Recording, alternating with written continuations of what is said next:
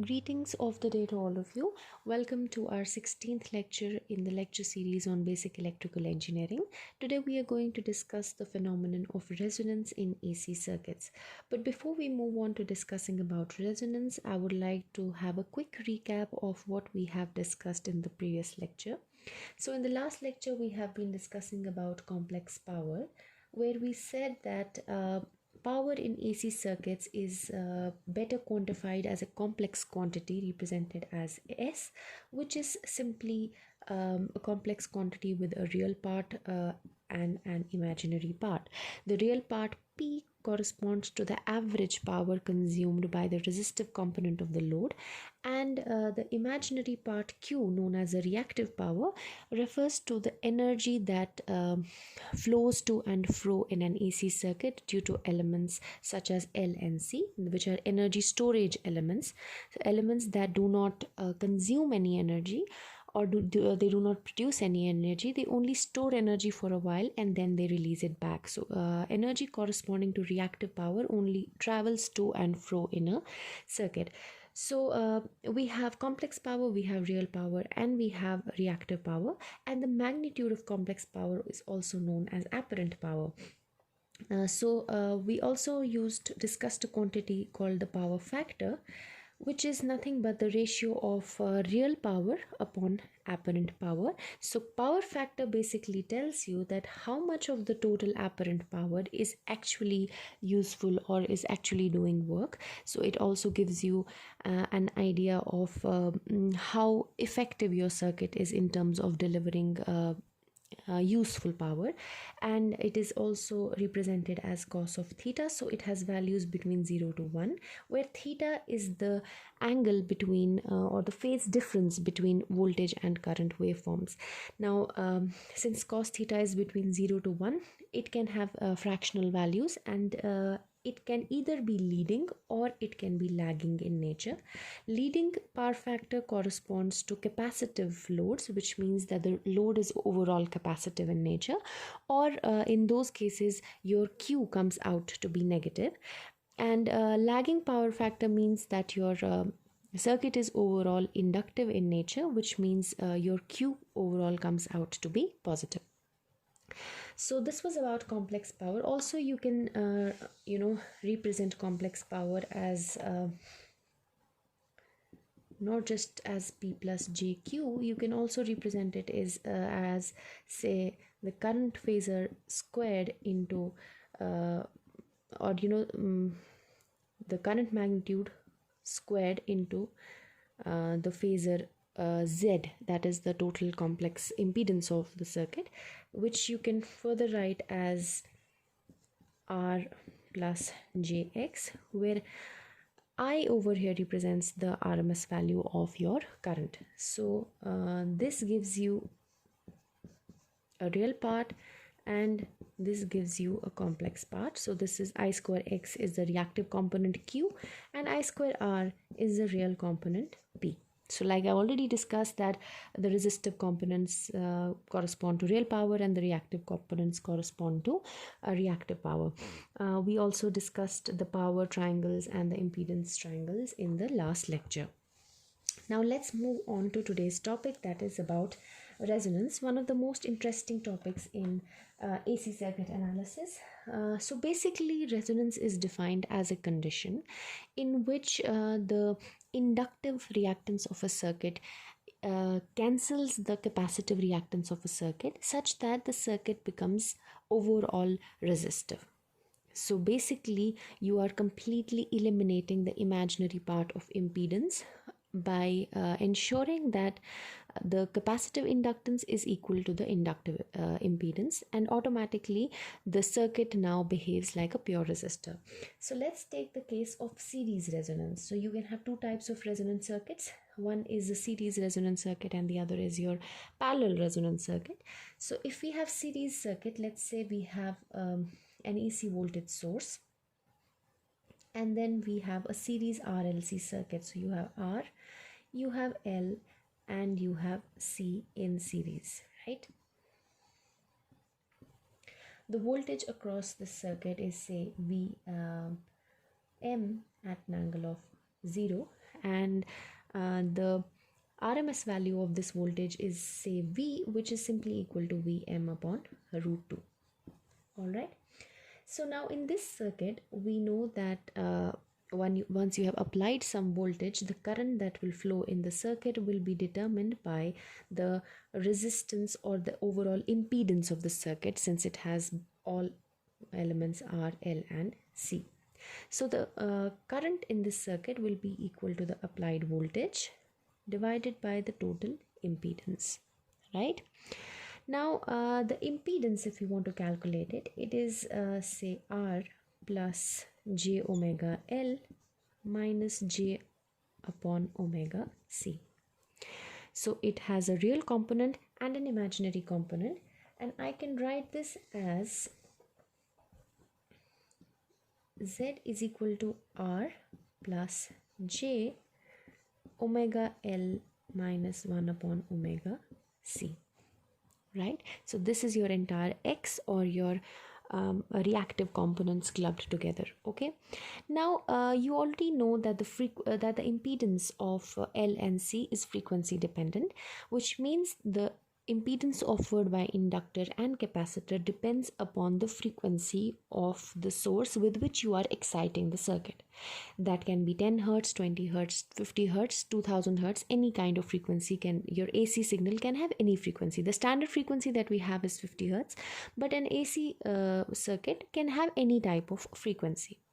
Now the question arises that at some frequency, let's randomly call it omega naught, and we also tend to call it as the resonant frequency, it is possible that omega naught L is equal to 1 upon omega naught C, which means that this term will become 0, or the inductive reactance will exactly cancel the capacitive reactance, which means that the imaginary component of impedance becomes 0 and the total impedance of the circuit is just plain resistive. This impedance cancels out this impedance, which means that your circuit now behaves like a pure resistor. So the source now sees it as a pure resistance, which means that if this is your voltage signal, applied voltage signal, the current signal will be exactly in phase, which means power factor will be unity. And L and C will effectively cancel out each other. So at resonance, basically your inductive reactance completely cancels out your capacitive reactance. Okay, and it appears that the circuit is purely resistive. From this equation, we can also find out the resonant frequency. So if a circuit is given to you, you can find out what is the resonant frequency of the circuit. So you can simply say that omega naught squared is equal to 1 upon LC, or omega naught is equal to 1 upon under root of LC. So this is your expression for resonant frequency in terms of radian per second. If you want to convert it into hertz, then resonant frequency in hertz is simply omega naught by 2 pi. Okay, so that is your expression in hertz. Now the interesting thing about resonant circuits is they have a number of applications, especially in filter design and communication networks.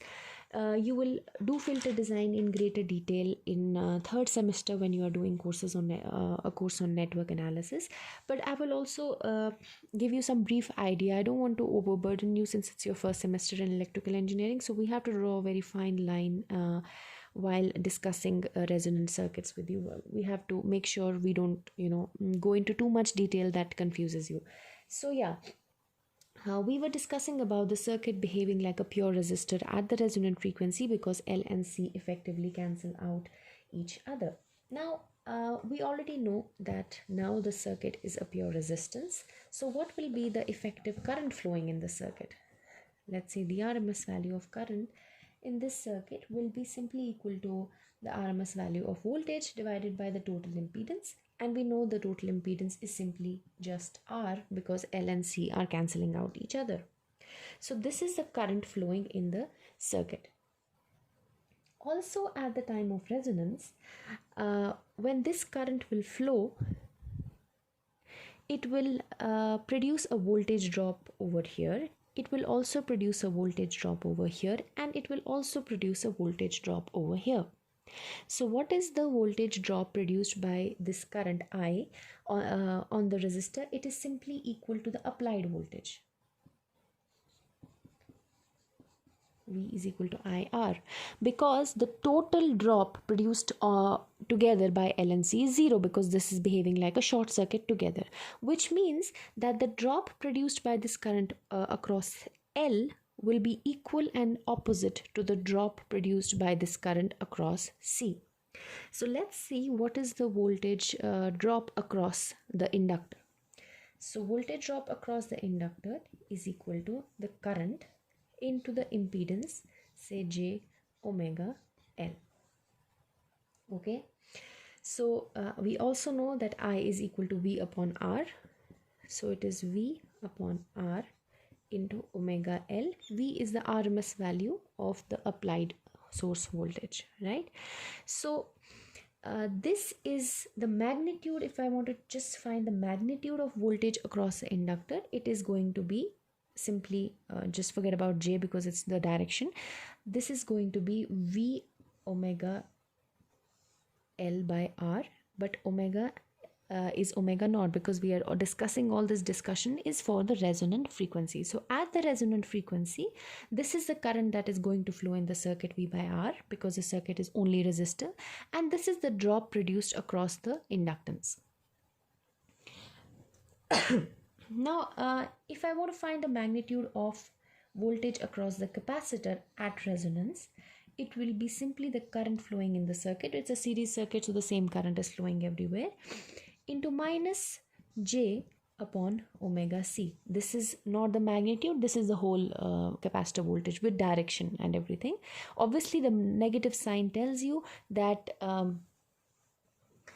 this is negative in, it has a negative direction. That is how they will cancel out each other. The voltage across this will be equal to the voltage across this. They will add up to become 0. Okay. So if you find the magnitude, this magnitude is going to be V by R into omega naught C. Right?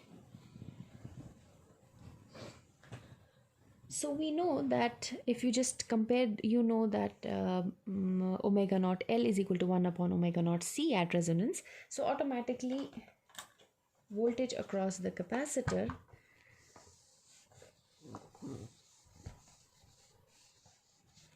the magnitude of voltage across the capacitor V of L is equal to the magnitude of voltage across the inductor, and this is equal to these magnitudes. If you individually see them, it is V by R into omega naught L is equal to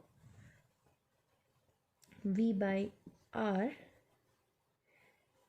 omega naught C. Fine.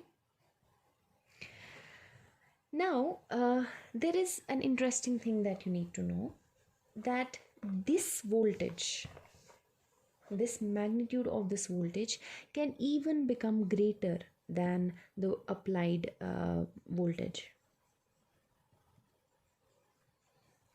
which means that suppose the applied voltage is 100 volt, then at the time of resonance it is possible that this voltage will be 200 volt, and this voltage will be minus 200 volt, and then this voltage will be 100 volt. So at the time of resonance, voltage across the resistor is same as the voltage of the source, because effectively these two together are acting like a short. But individually the voltage, the magnitude of voltage across the inductor and that across the capacitor can even exceed the voltages across the source. The magnitude of voltage will be across the inductor will be equal to this. The magnitude of voltage across the capacitor will be equal to this, and these terms can individually be even greater than V itself. It is very much possible. Okay. Now, when we talk about resonant circuits, there are certain things that we talk about. One is the quality factor. of a resonant circuit, series resonant circuit. You call it the quality factor or Q. Do not confuse this Q with reactive power. This is different as compared to reactive power. So what is a quality factor Q of a series resonant circuit? It is simply the voltage, magnitude of voltage developed across the inductor upon the voltage applied, or it is simply the magnitude of voltage developed across the capacitor divided by the voltage V. And like I said, these values can be very high as compared to the applied voltage, just that together they will add up to give zero voltage, but and the circuit will become resistive effectively. But independently, these voltages can have greater values than the input voltage. The typical value of quality factor is between 50 to 100. This is a typical good quality factor series RLC circuit. So now this was about the quality factor. And if you see these equations, the voltage across the inductor, it is V omega naught L by R. You divide it by V, so you have omega naught L by R. So you can say that Q is equal to omega naught L by R, or you can say it is VC upon V, and if you find VC, it is V by omega naught RC upon V. So this and this goes. So your quality factor can have two values. There are two ways of finding your quality factor of a series RLC circuit.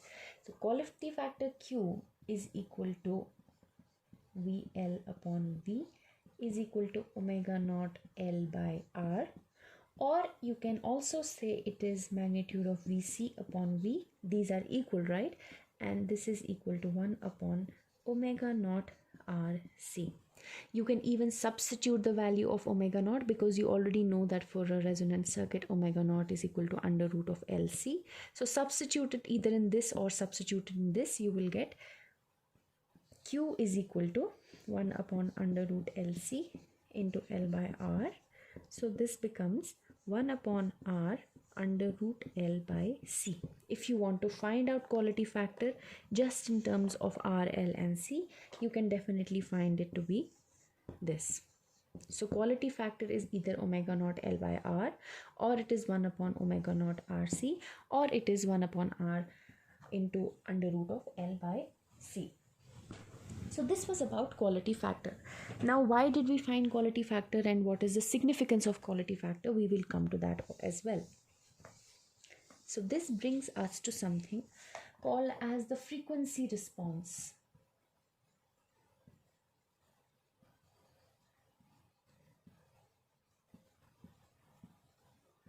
Of a series RLC circuit.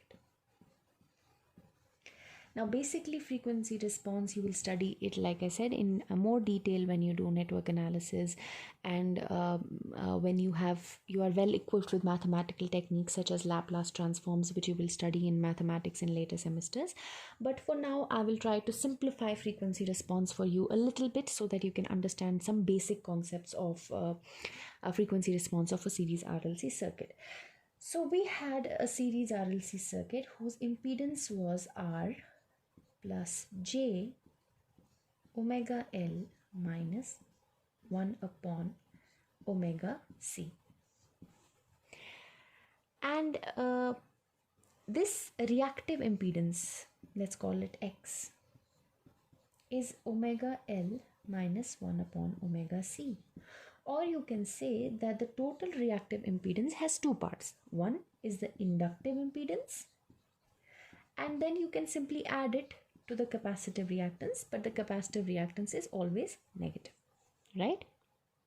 So it has an inductive part and it has a capacitive part. Now let's try to draw it graphically.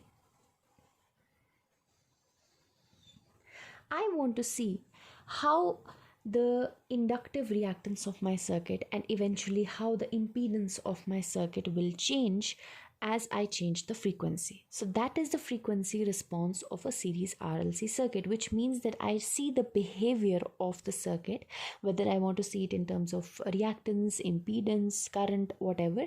I want to see the response of the circuit in terms of frequency as my independent variable. Like we change frequency of the input and we see how the response of the circuit will change. So I will assume that my circuit has a variable frequency.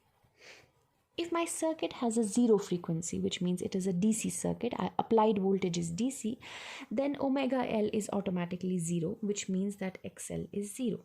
And as I go on increasing omega, that means as I go on imposing an AC excitation on my circuit with an increasing frequency, automatically the impedance XL of the reactance XL offered by the inductive part of the circuit will go on increasing, because this is simply equal to XL is equal to omega L. It's a direct relationship. L is constant. Just by increasing frequency, XL will go on increasing, right? Now let's see the capacitive part of the circuit. The capacitive part of the circuit will always offer negative reactance. So let's go on the minus curve. This is the curve for XL and this is the curve for XC, and XC is always negative. When the frequency is zero, the impedance offered by the capacitor tends to infinity because it's division by zero. So you can just show it like this, right? And then as you go on increasing the frequency, the XC, reactive impedance of the capacitor, goes on decreasing. So it goes on decreasing, something like this.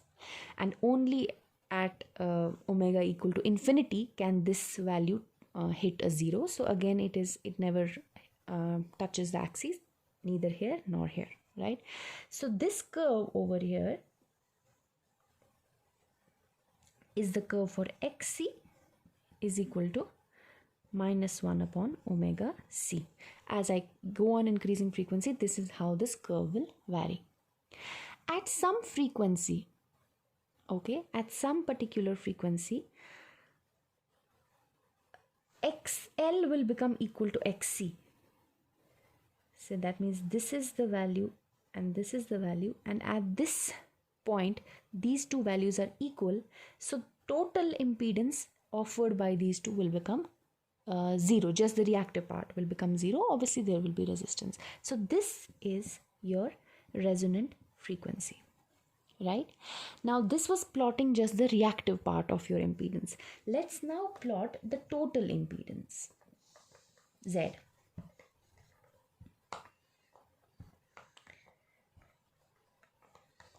Now what is Z? If I want to find the magnitude of Z, it is simply equal to R square plus X square, where X is equal to XL plus XC and XC is equal to minus 1 upon omega C, right? So this is the magnitude of Z. Let me plot Z over here. This is my omega axis. At the time of resonance, X becomes 0 because XL is equal to minus of XC, exactly minus of XC. इस time पे आपका X 0 हो जाता है and Z is just equal to R, right? So at omega naught, Z is equal to R. Say this is the value of R. For frequencies less than the resonant frequency, these frequencies, what is, if you see, the capacitive impedance of the circuit is more and the inductive impedance of the circuit is less, okay, and the magnitude of this capacitive impedance is decreasing, right? So what happens before resonance is that the overall impedance of the circuit is decreasing because overall the circuit is capacitive. If you see ye wala, this is more in magnitude than inductive, and this is also decreasing with increasing frequency. So your overall impedance of the circuit is decreasing.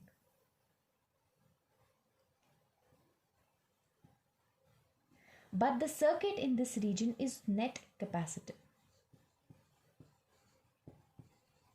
Okay. And what happens after the resonant frequency? The inductor now starts to predominate, and as you go on increasing, it's predominating over the capacitor part of the circuit, so the circuit is overall inductive, and as you go on increasing the frequency, your impedance will go on increasing. So your impedance will again go on increasing, and the circuit in this region will be inductive, right? So if I want to plot Z, it is cup shaped, something like this, or inverse V shape, inverse U shaped, directly U shaped, or V shaped, with minimum value of impedance present at the time of resonance, where the circuit is resistive and its total impedance is just the resistance of the circuit. Let me redraw it. So frequency response tells me that the impedance of this circuit varies like this. This is the magnitude of impedance. At resonance, it is minimum and it is resistive. It is equal to the resistance of the circuit.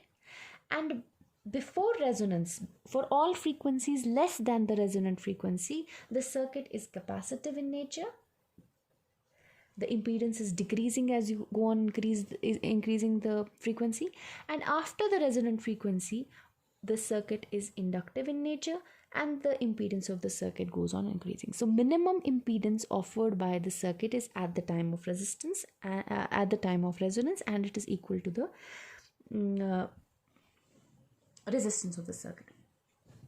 From this curve, I can also draw the current response, right? I know that the RMS value of current is the RMS value of voltage divided by the magnitude of impedance. So natural सी बात है, जहाँ जहाँ पे आपकी impedance कम होगी वहाँ पे सबसे ज़्यादा current होगी. So it will be an inverted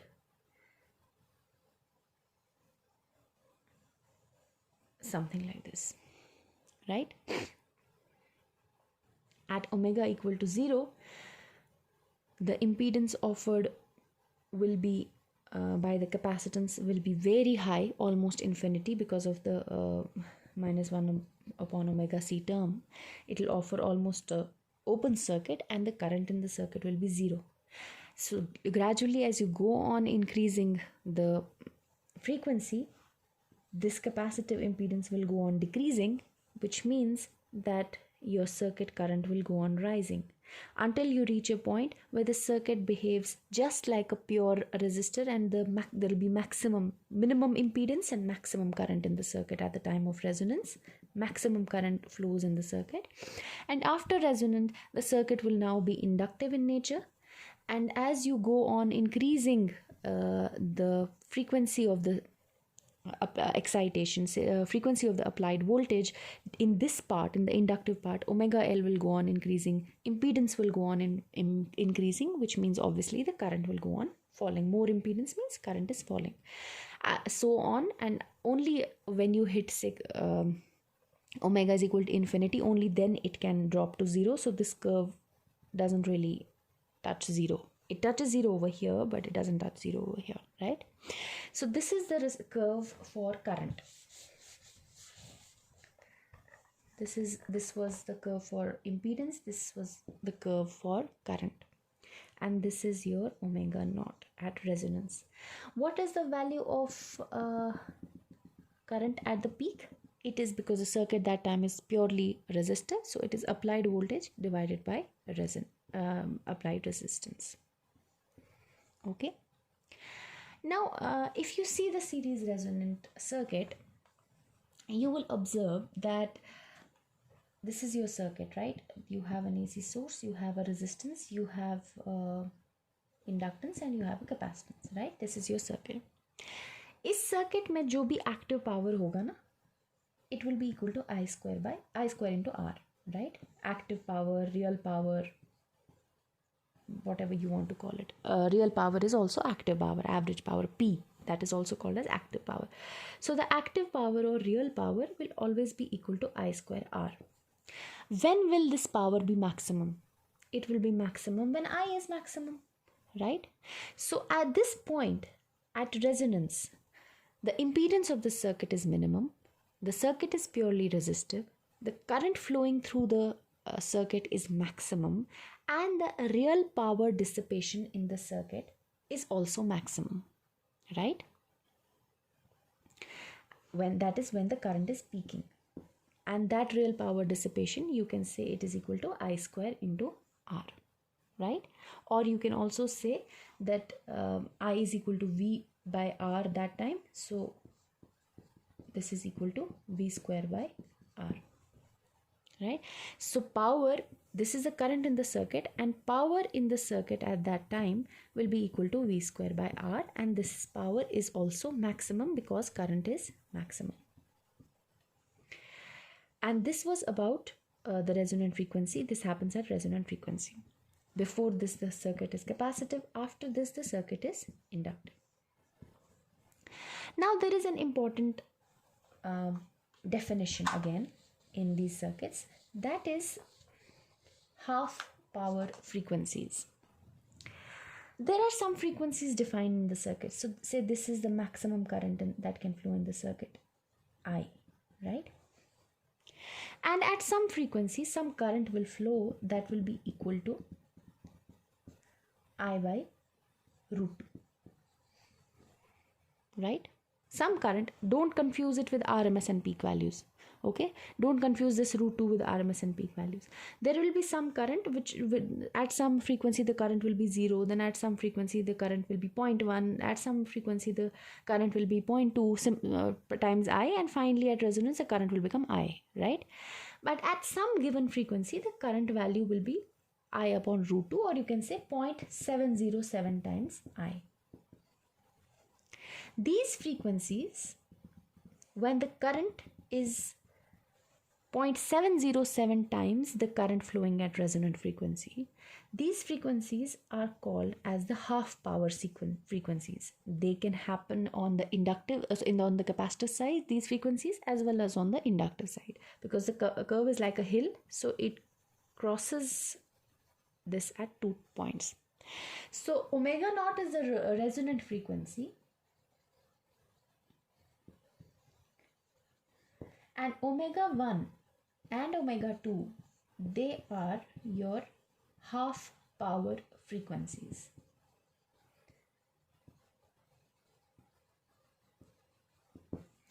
Now let me explain what we mean by half power frequency. Let's remove this, okay? At resonance, you were meeting the condition of maximum power. We just now found out that power was maximum. It was equal to applied voltage square by R, right? Because all the applied voltage was basically getting applied just directly across the resistor, and V square by R was your maximum power. At half power frequencies, omega 1 and omega 2, let's find the power. The power that time will be the current flowing at half power squared into R, right? What is the current flowing at half power? We have to find that now. The current flowing at half power is simply the current flowing at resonance divided by root 2, because that's how we identified it on the curve, squared into R, right? Where I is the current here, I is the current flowing at the time of resonance, and it is equal to V by R into root 2, right? So V by R into root 2 square into R. So if I solve this, this is V square by 2R, which is P max by 2, which means half power. That is why you give them this name, half power. When the current in a series RLC circuit is 0.707 times or 1 upon root 2 times the current at resonance or the peak current. At that time, the power dissipation in the circuit is half of the peak power.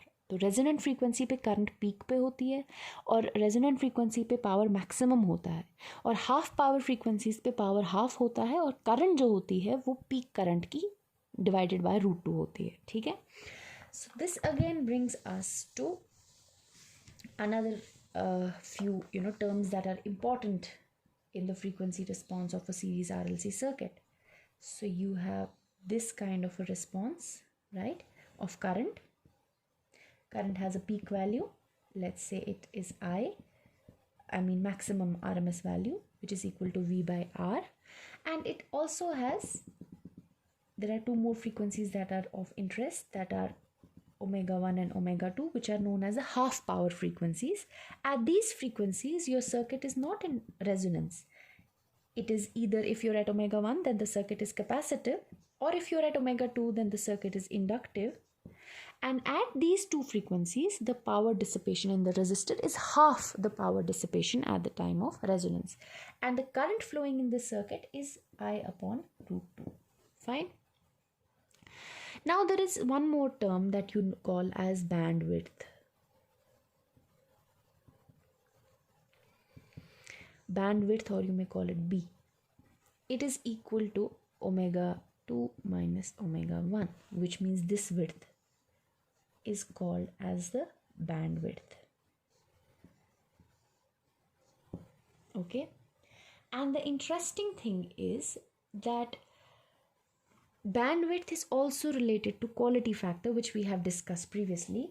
So quality factor and bandwidth are inversely proportional to each other. Q here is not reactive power, it is quality factor. So bandwidth is inversely proportional to quality factor. Or you can say, if you do a mathematical relationship between the two, it is B is equal to omega naught by Q, or Q is equal to omega naught by B. So there is where omega naught is a resonant frequency. So there is an inverse relationship between bandwidth and quality factor. Also there is, when you see the graph, there is the quality factor of a series RLC filter and the bandwidth of the series RLC filter. You can see that that information also is contained within this frequency response. Let me show you how.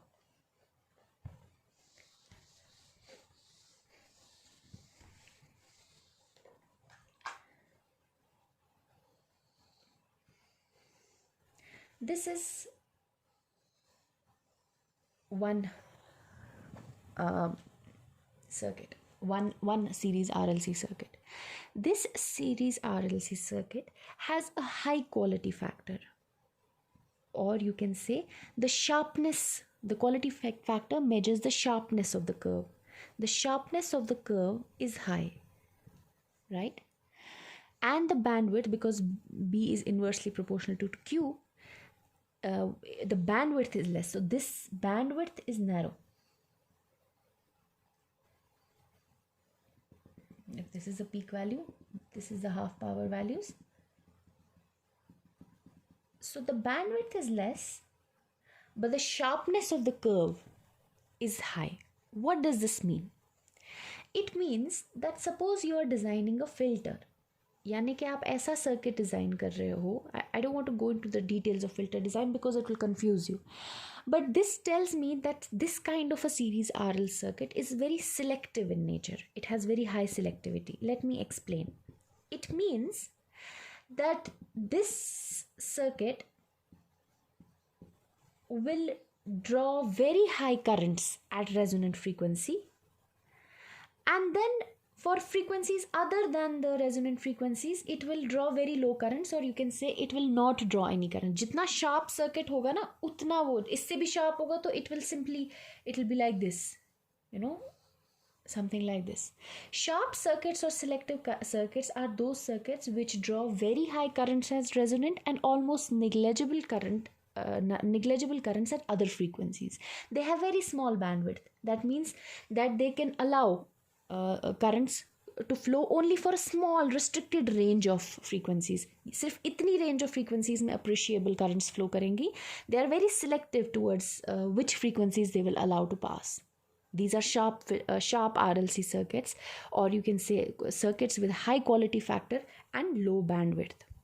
But you can also have a series RLC circuits which have high bandwidth and low sharpness or low quality factor.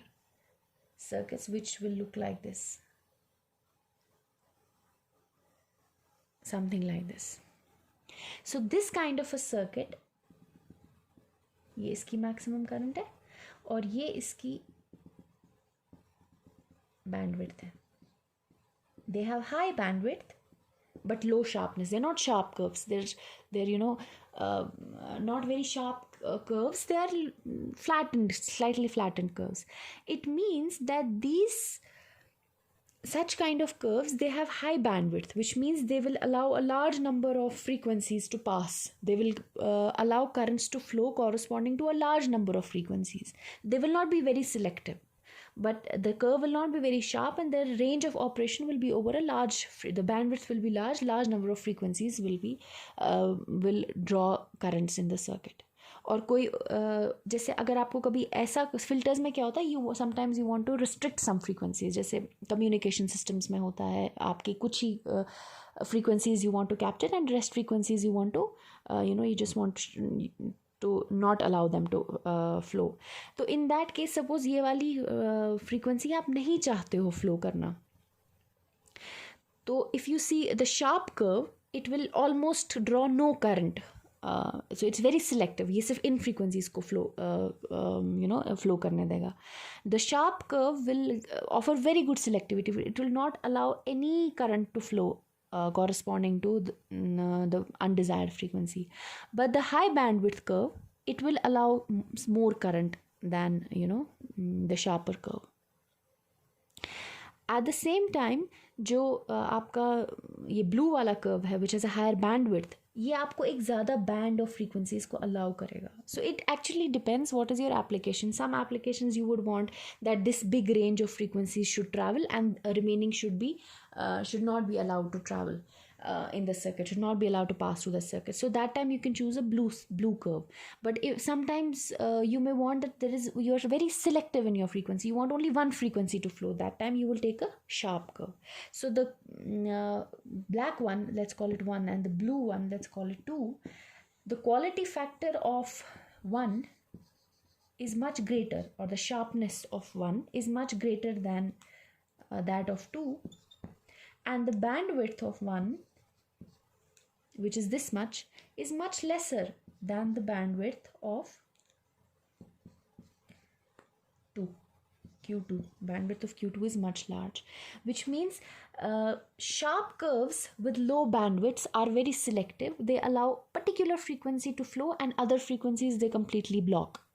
But flattened out curves or high bandwidth curves like the blue one, they have less sharpness, they allow bigger frequency to flow, but then even apart from their bandwidth, जो नीचे की frequencies होती हैं वो उनको भी थोड़ा थोड़ा flow करने देते हैं, उनको remove उतना अच्छे से नहीं कर पाते हैं, लेकिन बीच में उनका band of operation जो होता है, जिन frequencies को वो allow करते हैं pass करना, those frequencies are also pretty large. Now again, like I said, it depends on your application. When you're doing filter design, what kind of frequencies you want and what kind of frequencies you want to block, that is how you design those circuits. Again, I don't want to go into much detail because you will get confused if I discuss too much of this. This will be clearer to you in higher semesters when you do network analysis and filter design, but this was basics of series resonant circuits. Just like you have series resonant circuits, you also have parallel resonant circuits, which are simply duals of series resonant circuits. So if I draw a parallel resonant circuit, it will have a current source. Let's call it I. Now earlier we had V, but now we have I, and we have this I getting distributed into a parallel combination of R, L and C. Right?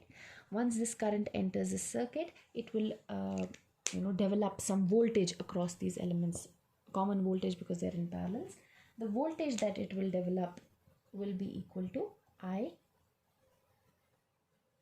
upon Y, where Y is the admittance of the circuit, right?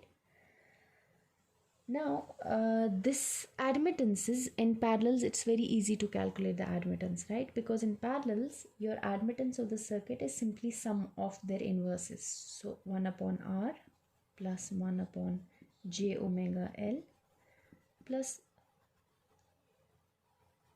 you can say, minus 1 upon j omega C. Or you can say the admittance of the circuit is 1 upon R minus j upon omega L plus j omega C. Now at resonance, you know that the imaginary part becomes 0, or you can say minus 1 upon omega naught L plus omega naught C, it becomes 0. These two cancel out each other. Yani ki aapka omega naught is equal to 1 upon under root LC, the same value of resonant frequency. So at resonance, these two effectively cancel out each other. And if you see the admittance curves, rather than drawing the reactance curves, we can draw their admittance curves. The admittance of the circuit is like this.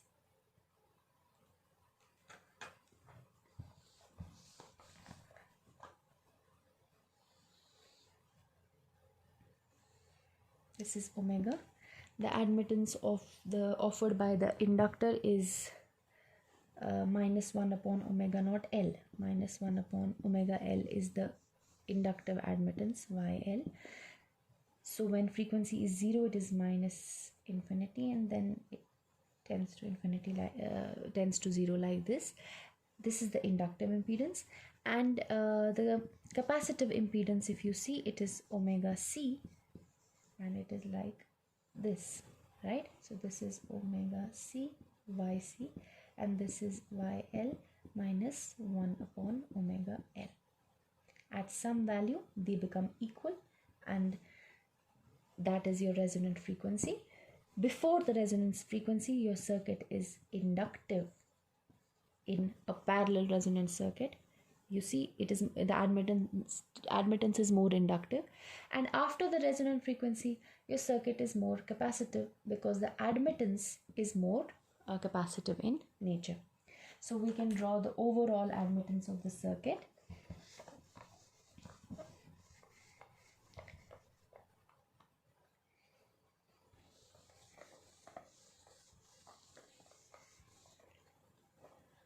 The overall admittance of the circuit will be like this. This is your total Y. At resonance, it will be only resistance, that is 1 upon R, because it's admittance. Don't confuse it with impedance. Parallel circuits means easier to deal with admittances. And before resonance, the circuit will have inductive admittance, and after resonance, it will have capacitive admittance. So this is the current injected into the circuit. What will be the voltage developed across the circuit? It will be I upon Y. Natural सी बात है, when your Y is high, your voltage will be low. They are inversely proportional. When the current, it's a current source, the current is fixed. It's constant, it's fixed. So the current is fixed. So on natural सी बात है, whenever your admittance is high, the voltage developed across these elements will be low, and so on and so forth. So that is high. This is going to be like this. The same curve over here. But now this represents the voltage developed in a parallel resonance circuit. At resonant frequency, it will be the highest, and then you similarly have half power frequencies, omega 1, omega 2, and at these frequencies the power will be half, right? The quality factor of a parallel resonance circuit, I want to discuss that. Now in this circuit, what is the quality factor? This current, when it gets injected, it will get distributed in three branches, right? It will be distributed in the resistor, it will be distributed in the inductor, and it will be distributed in the capacitor.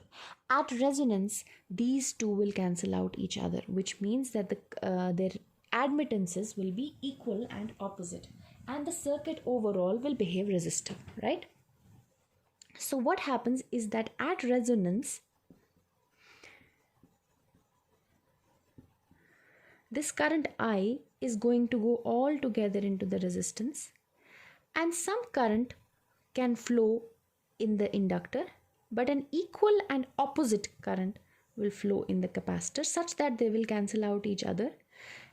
What I was previously also telling you, that they are, they will share reactive power, energy will come from here and go here, go there, they will keep on LC oscillations, जिसको हम कह रहे हैं perfect in LC oscillations, वही चीज़ यहाँ पे होगी, और आपका जो भी current होगा, it will the main current will circulate within the resistor itself.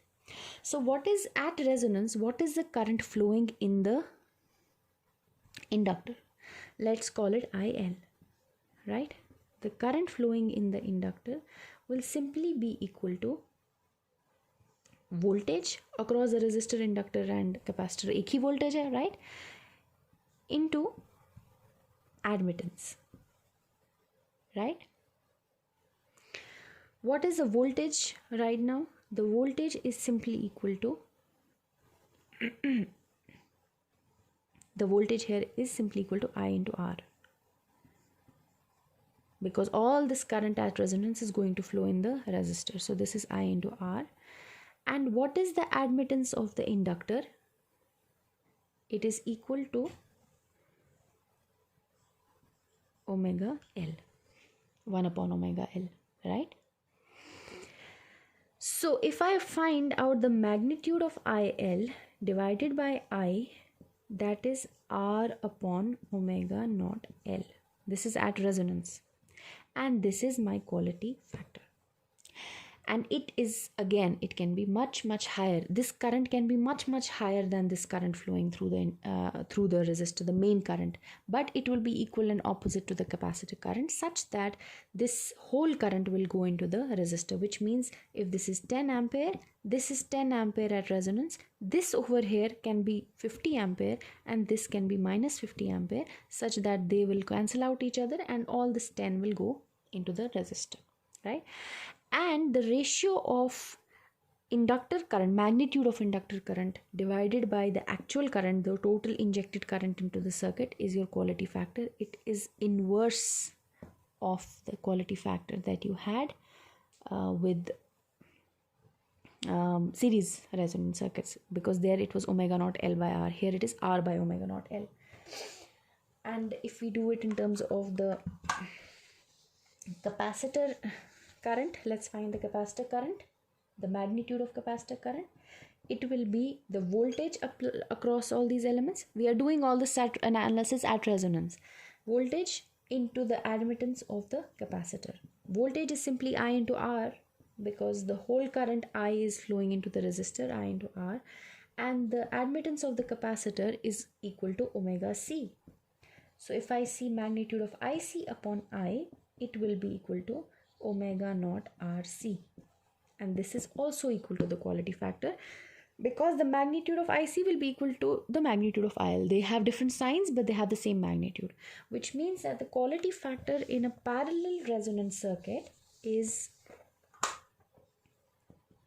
omega naught RC is 1 upon omega naught L by R. I mean, reverse of the quality factor that you had in series resonant circuits. So this was all about basics of series and parallel resonant circuits. We'll do a small question so you get some confidence. The question says that you have a series resonant, you have a series RLC circuit. It is given to you that the value of R is 4 ohm. And the value of L is 25 millihenry. Nothing else is known to you. Calculate the value of C that will produce a quality factor of 50. So you have to find C such that Q is equal to 50. Now in a series RLC circuit, you have quality factor is equal to omega naught L by R, or it is equal to omega naught into RC. You could use this equation. You know quality factor should be 50, you know the value of R, but you do not know the value of omega naught. Therefore, what you will first do to find omega naught is that you will use this equation. So you will find omega naught is equal to QR upon L, which is 50 into 4 by L, that is 25 into 10 raised to minus 3, because this is millihenry. So you have 50 into 4 divided by 25, that is 8000. So your resonant frequency is 8000 radian per second. Now that you have the resonant frequency, now you can use this equation. So Q is equal to omega naught RC. What do you have to do? You have to find C. So C is equal to Q by omega naught R. Q is 50. Omega naught you just found out to be 8000. R is 4. So the value of capacitor is 50 divided by 8000 divided by 4. And that is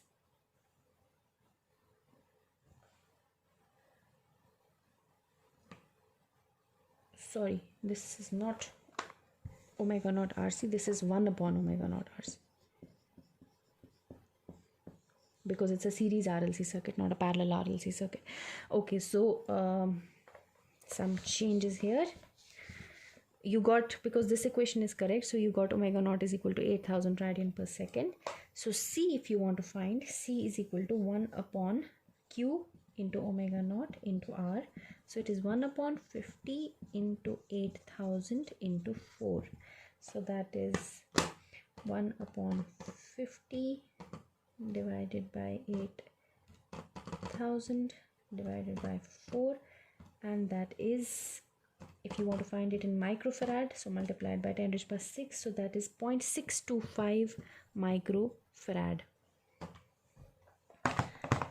So in terms of microfarad, it is 0.625 microfarad. The second part of the circuit is find bandwidth, find omega 1 and find omega 2. Let's first find omega 1. If you talk about a series RLC circuit, this is the current response, this is omega naught, and this is the bandwidth, and this is omega 1 and this is omega 2.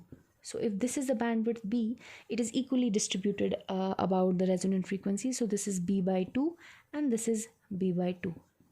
So clearly from this curve, you know that omega 1 is equal to omega naught minus B by 2, and omega 2 is equal to omega naught plus B by 2, right? And you also know that bandwidth is equal to omega naught by quality factor. Omega naught you found out to be 8000, quality factor is 50, so you have 5 ones are 5 and 16, so your and this becomes 0, so your bandwidth is 160 radian per second. So 8000 by 50, that is 160 radian per second. Please remember, bandwidth has a dimension of radian per second, which is same as frequency, that is radian per second. Quality factor is dimensionless. If you remember, it is a ratio of magnitude of voltage across the inductor divided by magnitude of applied voltage. So same dimensions on the numerator and denominator, so it is dimensionless. Quality factor is dimensionless. Okay, and the dimensions of bandwidth are same as the dimensions of frequency. So bandwidth is 160 radian per second. This is 8000, so you can clearly find bandwidth. It is 160 radian per second. This is 8000 minus 160 by 2. 160 by 2 is 80. So 8000 minus 80, that is 7920. Omega 1 is 7920 radian per second, and omega 2 is 8000 plus 80, that is 8080 radian per second. So you found out bandwidth, you found out omega 1, and you also found out omega 2. Finally, determine the average power dissipated at part C. The average power dissipated at omega 0, omega 1 and omega 2. At omega 0, the power dissipated in the circuit will be the current squared into R. The current squared by the circuit, oh yeah, it is also given to you that the peak voltage applied is 100 volt. Okay, so this is also given to you. You have to find power dissipated at omega 0. It will be I square R, where I square R is the RMS value of current squared into R. RMS value of current will be equal to RMS value of voltage, which is 100 divided by root 2 divided by R, which is squared into R. So this you can say is 100 square by 2 into this R and R square will cancel, so it becomes only R. So R is 4 ohm. Therefore you have 100 square by 8 divided by 8, that is 1250 watt. 1250 watt. 1250 watt is your maximum power, or the power dissipated at the resonant frequency. The power dissipated at the half power frequencies omega 1 and omega 2 will be simply half of this, and that will be equal to 1250 divided by 2, that is 625 watt. So that was all for today. I think we'll now have just one more lecture on three-phase systems, and with that we will finish our syllabus. If you have any doubts or queries, please let me know.